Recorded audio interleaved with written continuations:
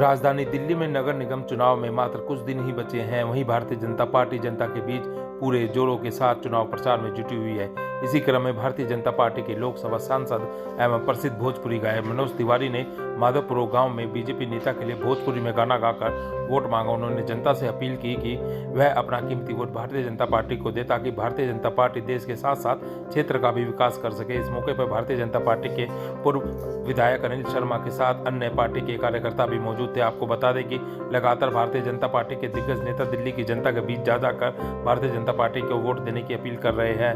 देखना यह दिलचस्प होगा कि जहां एक तरफ आम आदमी पार्टी नगर निगम की सत्ता बनाने का दावा कर रही है, तो वहीं भारतीय जनता पार्टी एक बार फिर नगर निगम की सत्ता पाने के लिए पुरजोर कोशिश कर रही है। इन दोनों का भविष्य दिल्ली की जनता पर निर्भर है। दिल्ली की जनता किसको नगर निगम की सत्ता देगी।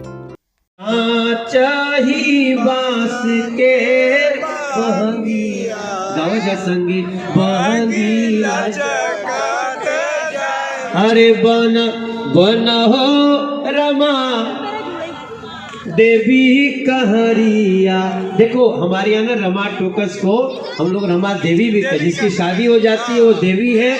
आज जेकर शादी नहीं के भाई तो के बबनी कह नहीं जाएंगे, तो अभी तुमको देवी कहेंगे। आपको जिता करके मनोज का इज्जत बढ़ाइएगा, बीजेपी को बढ़ाइएगा, नरेंद्र मोदी को सम्मान दीजिएगा, अपनी झुग्गी अपने हाथ से बनाइएगा। भारत माता की।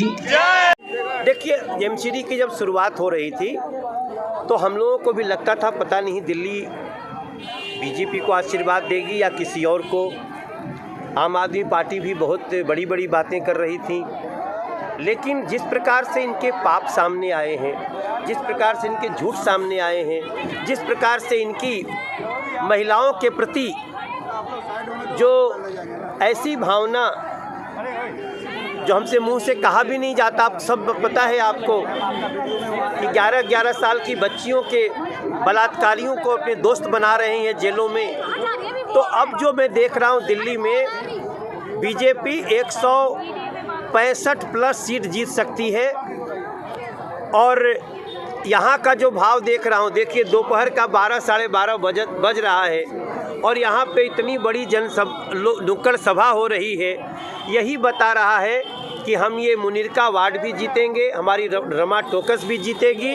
और पूरे दिल्ली में आप सबको मैं कल का सर्वे बता रहा हूँ, हम 165 प्लस में चले गए हैं और आम आदमी पार्टी बहुत बुरी तरह से 35-40 सीटों पे संघर्ष करती दिख रही है। आम आदमी पार्टी से 40 से ऐसे दागी उम्मीदवार सामने आए, जिसमें 8 हिस्ट्री सीटर है, उसके बाद भी कहते हैं हम ईमानदार। देखिए, जब उनका मेन नेता ही दागी है तो बाकी प्रत्याशियों की क्या बात करेंगे। दागी तो दागी को ही सुनता है, लेकिन अब दिल्ली ऐसे दागियों को बर्दाश्त करने वाली नहीं है। 2022 4 दिसंबर से 2025 तक हम कमल का बटन दिल्ली के लोग दबाएंगे और आम आदमी पार्टी जैसी झूठी और मक्कार पार्टियों को यहाँ से परमानेंटली विदा करेंगे।